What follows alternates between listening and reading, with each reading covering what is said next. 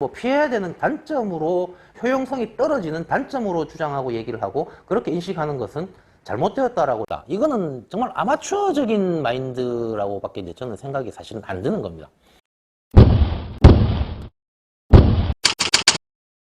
네, 안녕하십니까, 미스터 깡입니다. 오늘 영상은 덴트 공구의 연성 강성에 대해서 좀 정리를 해드리려고 합니다. 뻔한 얘기 아니냐라고 이렇게 생각하실 수 있는데 좀 뻔하지 않은 개념을 좀 제대로 정리할 수 있는 시간을 만들어 보려고 합니다. 초보자분들은 꼭 정독해서 영상 봐주시기를 바라고요. 또 연성 공구에 길들여져서 또 집착하시는 분들에게도 또 한 번쯤은 생각을 다시 해볼 수 있는 기회가 될 것으로 기대를 합니다. 연성 공구와 강성 공구의 장단점, 뭐 뻔하죠. 사실은 뻔한 얘기 잠시만 하고 넘어가겠습니다. 연성 공구는 이렇게 변형이 가능해서 보다 다양한 이 자동차 구조의 접근성을 용이하게 한다는 장점이 있고요. 동시에 이제 강성 공구의 장점은 강력한 힘 전달이죠. 이제 그러다 보니까 이 단점도, 연성 공구의 단점은 이제 장비 접근은 되는데 충분히 강한 힘을 줄 수가 없다라는 문제가 되는 거고, 강성 공구는 변형이 안 되기 때문에 수량이 많아져야 된다라는 단점으로 이렇게 생각들을 하십니다. 여기까지는 이제 뭐 다들 아시는 문제이긴 한데요. 이 부분을 좀 더 깊이 있게 들여다보면 이게 또 전혀 다른 얘기가 될 수도 있기 때문에 이 영상을 찍고 있는 겁니다. 덴트라는 기술이 궁극적으로 이제 근본적으로 공구를 진입해서 찌그러진 부분을 충분한 힘을 통해서 이렇게 펴내는 기술인데요. 그러다 보니까 이제 충분한 힘 전달력이 아주 중요하고 또 아주 기본이 되는 조건이 됩니다. 덴트 공구에 있어서.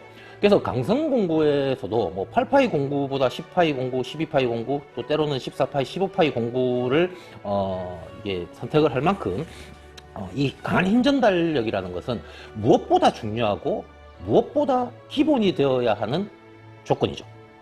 근데 이 연성 공구는 이 접근성 때문에 가장 기본 중에 기본이 되는 힘 전달력을 포기를 한 겁니다. 물론 이제 연성 공구도 오랫동안 우리나라 덴트 역사에서는 연성 공구로 일들을 많이 하신 분들이 많기 때문에 뭐 힘이 아예 없는 건 아니다라고 생각을 하시지만 이게 정말 해보신 분들은 아실 거예요. 장비가 들어갔는데 이게 뭘 힘이 안 들어가서 힘 전달이 되지 않아서 복원을 할 수 없는 경우들 많이 겪어보셨을 겁니다.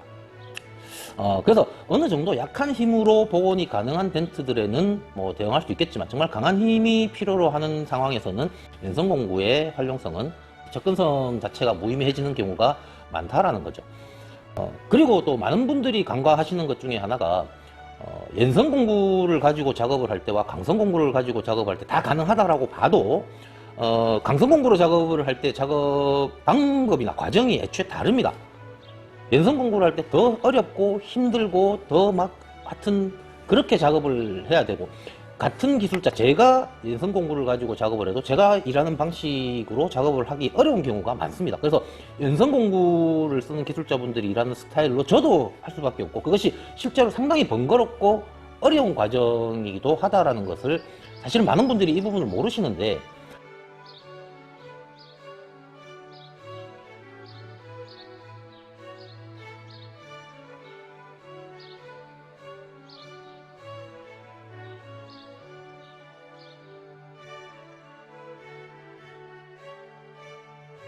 뭐 이거를 정말 검증해드리고 증명해드리는 게 쉽지 않은 문제고, 또 제 교육 내용이나 제 일하는 정말 노하우들을 공개를 해야만 입증이 가능한 것들이라서 좀 난감한 부분도 사실은 있습니다.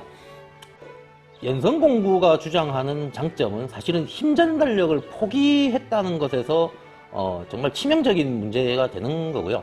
강성 공구가 가지고 있는 많은 수량이 필요하다라고 하는 단점은 사실은 단점이 아니라고 생각을 합니다. 기술자가 덴트라는 기술이 이게 아마추어들의 취미 활동이 아니거든요. 전문가의 영역이고 프로의 영역입니다. 프로, 전문가라는 의미가 보다 이렇게 어떤 일을 보다 효율적으로 쉽게 빠르게 편하게 하는 것이 전문가라고 보면 어쨌든 강한 전달력을 가진 강성 공구를 기본으로 가지면서 또 보다 다양한 상황에 대처하기 위해서 공구를 이렇게 많이 갖추어 놓는 것은 당연한 거죠. 그것은 뭐 단점이 되고 피해야 되는 문제로 인식하는 것 자체가 사실은 너무 아마추어적인 관점에서 접근하는 것이 아닌가. 특히 이제 초보자분들은 뭐 기술이 모자라니까 뭐 이런 말씀을 하시는데 기술이 부족하기 때문에 오히려 장비에서 부담을 가질 필요가 없이 장비를 오히려 더 좋은 것으로 내가 가진 기술을 현 시점에서만 보지 마시고 계속 발전해 나가는, 뭔가 시도를 하고 도전을 할 수 있는 조건을 갖춰놓고 하는 것이 더 바람직하다라고 생각을 하는 겁니다. 이 낚시꾼들의 비유를 하자면 프로 낚시인들은 낚싯대가 뭐 상상할 수 없이 많죠. 뭐 1호대, 2호대, 뭐 길이도 다르고, 뭐 힘성도 다르고, 릴도 마찬가지고, 이렇게 이제 엄청난 세분화해서 다양한 장비들을 갖추고 있는데, 그것을 피해내기 위해서 뭐 범용대를 쓴다. 뭐 이걸로 쓰면은 이것도 저것도 낚시 다 할 수 있어 라고 얘기를 하는 것 자체가 취미 활동을 하는 아마추어 분들에게 뭐 가성비로 이렇게 낚싯대를 추천하거나 소개하는 것으로는 가능한 얘기겠지만, 전문가들끼리 낚시를 전문으로 하는 사람들끼리 뭐 범용대를 추천하면서 범용대 써라 범용대 얘기를 하고 있진 않죠. 이래서 이런저런 뭐 아주 고가의 장비일지라도 정말 세분화된 것들로 전문가들 사이에서 얘기는 그렇게 가는 것이 정상입니다.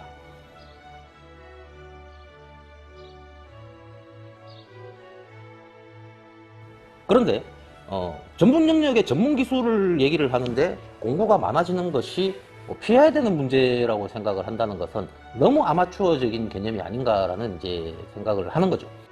공구가 많아져야 된다는 부분도 이거는 그렇게 생각보다 많아질 필요도 사실은 없고요. 또 보다 이제 다양한 상황에 대응하기 위해서 많아지는 것은 그만큼 또 유리하고 편해지는 부분이 있기 때문에 전문가라면 오히려 추구해야 되는 방향이기도 하다는 겁니다. 앞서 말씀드린 대로 어떤 공구를 쓰느냐에 따라서 작업성이 달라지고 작업 방법이 달라지고 접근 방법도 달라지고 작업 과정이 달라지는 문제에서도 당연히 큰 차이가 있게 되고요. 그래서 이런 모든 부분들을 좀 제대로 이해를 하신다면 이 연성 공구라는 것이 정말 상식을 벗어난 공구다라는 저의 인식에 많이들 공감해 주실 수 있지 않을까 생각을 합니다. 이 대한민국 역사가 좀 오히려 해외 시장과 동떨어진 기형적인 개념들을 가지고 있다 보니까 이 연성 공구에 대한 집착을 많이들 하시는데요. 해외에서는 이런 연성 공구라는 개념 자체가 아예 없습니다. 만들기도 연성 공구가 훨씬 쉽죠. 무슨 대한민국에서는 우리나라에서는 가내 수공업 정도로 막 너나 없이 만들어서 팔기도 할 정도로 제작도 쉽습니다. 근데 해외의 수많은 브랜드들이 왜 연성 공구를 만들지 않을까요? 그 가장 중요한 힘 전달력을 포기한다는 것이 상식을 벗어나는 문제라고 보는 겁니다. 우리나라보다 훨씬 더 긴 역사, 훨씬 더 큰 시장, 훨씬 더 많은 기술자들이 존재하고 활동하는 해외 시장에서 연성 공구가 없다는 것. 뭐 밴더블이라고 해서 이제 휘어지는 공구를 판매하는 경우도 있는데 그마저도 수시로 막 휘어서 이렇게 대응을 하는 것이 아니라 어떤 기본 형태를 가지고 또 이걸 억지로 이렇게 변형을 하면 그 상태로 고정적으로 쓸 수 있게 이제 제작 공급하는 제품이 밴더블 로드라는 개념이고요. 우리나라처럼 이렇게 막 휘어지는 공구를 가지고 있지도 않습니다. 그만큼 이 연성 공구라는 것 자체가 우리나라 시장에서만 그마저도 기형적으로 이게 존재하고 있다는 개념을 아시면 연성 공구에 대한 인식을 제대로 하실 수 있을 거라 생각이 듭니다. 물론 이제 보조적인 개념으로 서브 공구로서 뭐 갖추고 있으면서 또 급할 때 필요할 때 아쉬울 때 쓸 수는 있겠죠. 그런데 강성 공구냐 연성 공구냐를 두고 어느 쪽이 더 우수한 방식이다라고 얘기를 할 때 연성 공구가 강성 공구보다 더 우위에 있다라는 주장을 한다고 하면, 그런 인식을 한다고 하면 이거는 전혀 다른 문제가 돼버리고 완전 잘못된 주장이라고 개인적으로 생각을 하고 있습니다.